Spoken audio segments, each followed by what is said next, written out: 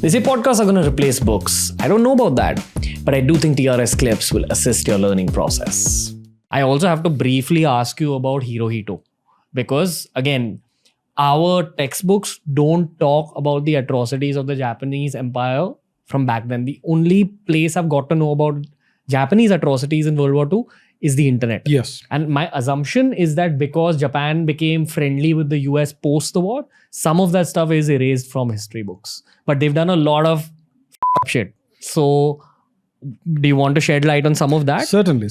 So that's a very interesting chapter of history. The Japanese broke with their culture in the 19th century. They saw that the Western powers were so much more advanced than anything they had. Technologically advanced. They had all these ships, they had these commercial networks, trade routes and all that. And the Japanese emperor of that time, the Meiji emperor, he aspired to make Japan an imperial power in the mold of the Western powers. So Japan's culture is a syncretic mix of native Shinto traditions and Indian Buddhist traditions.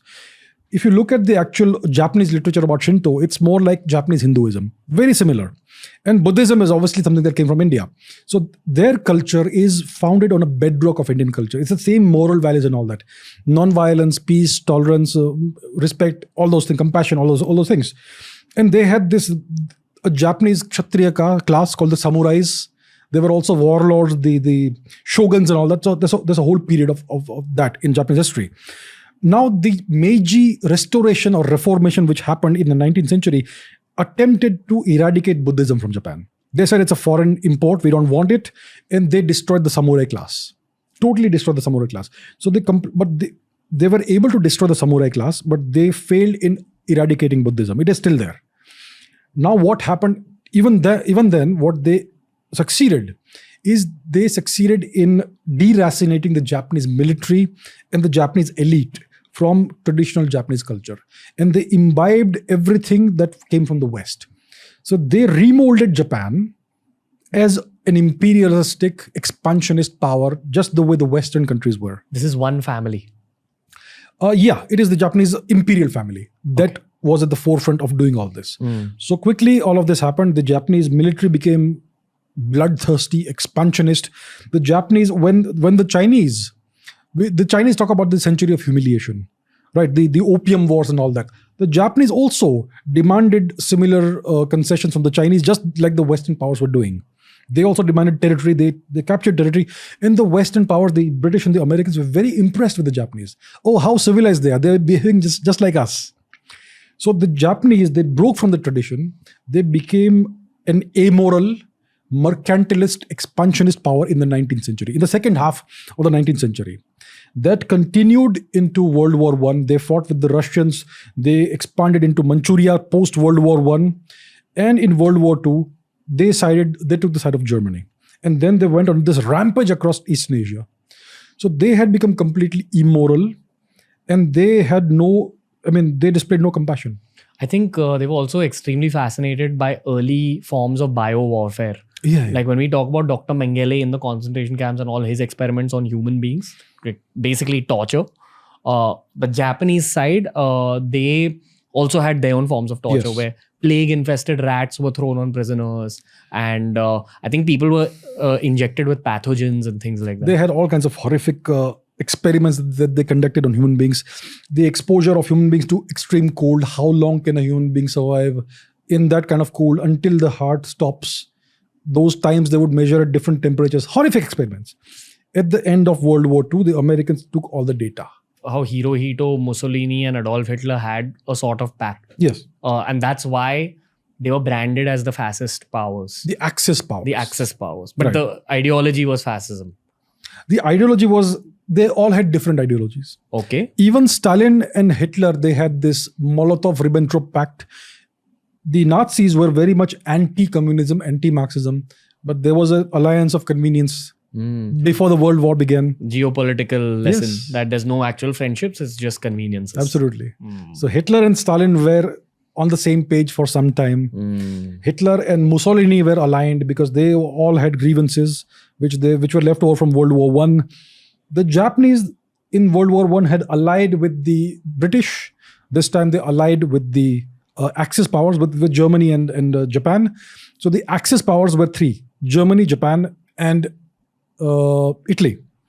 For some time, Stalin was on the side of Hitler because they had divided up Poland together in the very beginning of the war. So now the Americans imposed an oil and steel blockade on the Japanese because they were expanding so fast. They tried to choke that. In retaliation, the Japanese, after some time, they said, we have to take some action. They attacked Pearl Harbor in a massive bombardment, aerial bombardment. Tora. That's right.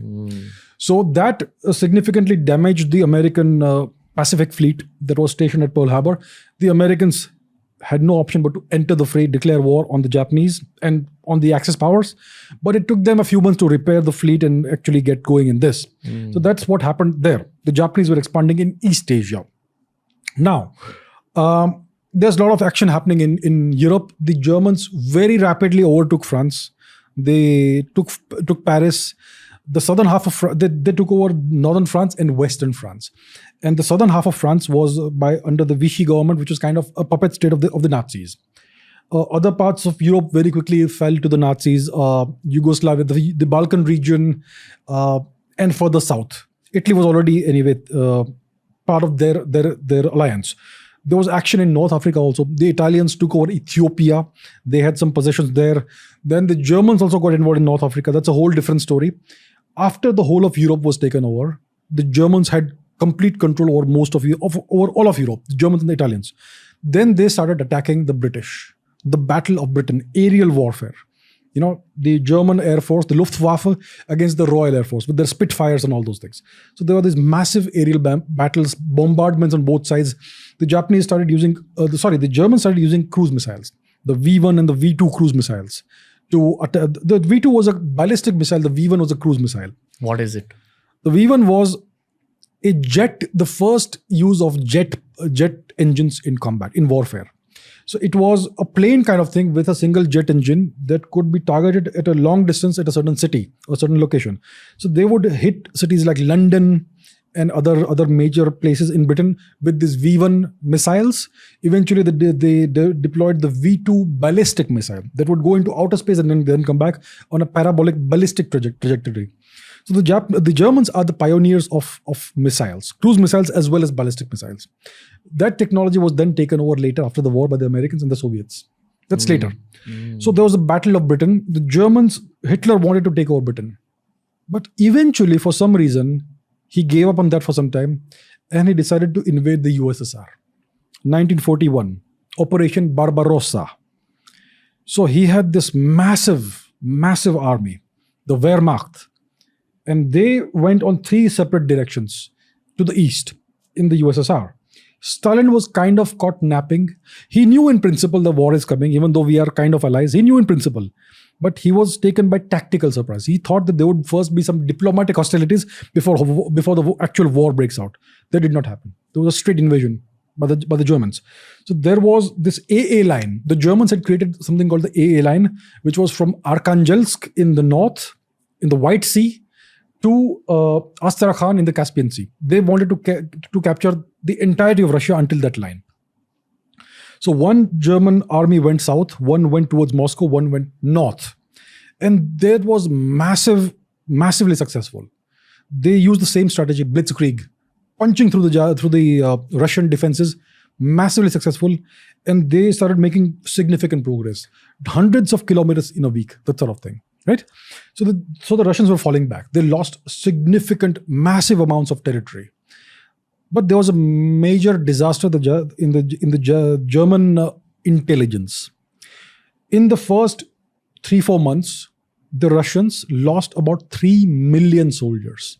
30 lakh soldiers vanished, all killed. And yet they had armies. The Germans thought that the Russians would have another 2-3 million in reserve. What they did not know that the Russians had about 14-15 million trained reserves, an inexhaustible supply of men. They were trained, they knew how to fight. The strategies and tactics weren't great because there were all these purges in Soviet Russia in which many of the top generals were killed off. But yet, By who? by Stalin. Oh, by Stalin. By Stalin himself. Because they were probably saying we don't want to go to war. Because he was paranoid and he wanted to reform or revise or whatever the army. He wanted to get rid of anybody who could be a threat to him in the future. So he killed off uncountable numbers of people in the 1930s. So the top ranks of the Red Army were depleted. So you did not have good leadership. But what Stalin did is that he issued a call to every soldier to fight for Rossiya Matushka, Mother Russia. You're not fighting for Stalin. You're fighting for your motherland. So these Russians, they fought. They fought like anything. They died in the millions, but they just kept coming. The Russian Wehrmacht made massive advances. North, east, and south. Then Hitler made a call. He said, stop the advance on Moscow and reinforce the push southwards, because he wanted to capture Ukraine, where there's so many resources. Ukraine is a resource-rich territory. So he pushed towards Ukraine and he temporarily stopped the march on Moscow. So that went for some time. The German advance was very successful. Eventually, they restarted the advance on Moscow. They reached within 20 kilometers of Moscow. But the Russians just kept coming. They just kept fighting. They fought, they died, and they just kept coming. 14 to 15 million reserves. That is the value of having a reserve force. So eventually, by the end of 1941, the Germans had come to the gates of Moscow, but they were ground to a halt there. And then the autumn happened and the winter happened, and the skies opened up, and everything. There was first rain, mud everywhere. The tanks wouldn't go forward. The armies were bogged down, and then the Russian winter, minus 30 degrees. The Germans froze. So people say, many historians say that the Germans lost, the operation failed because of the Russian winter. Actually, the Germans froze because they had lost to the Russian army. It is the Russian army that defeated the Germans, not the winter. The punishment was the freezing due to the winter, because they lost to the Russian army. That's what happened. Thank you for watching this clip. If you want to learn more about this topic, we've curated a playlist just for you, and here's a link to the whole episode.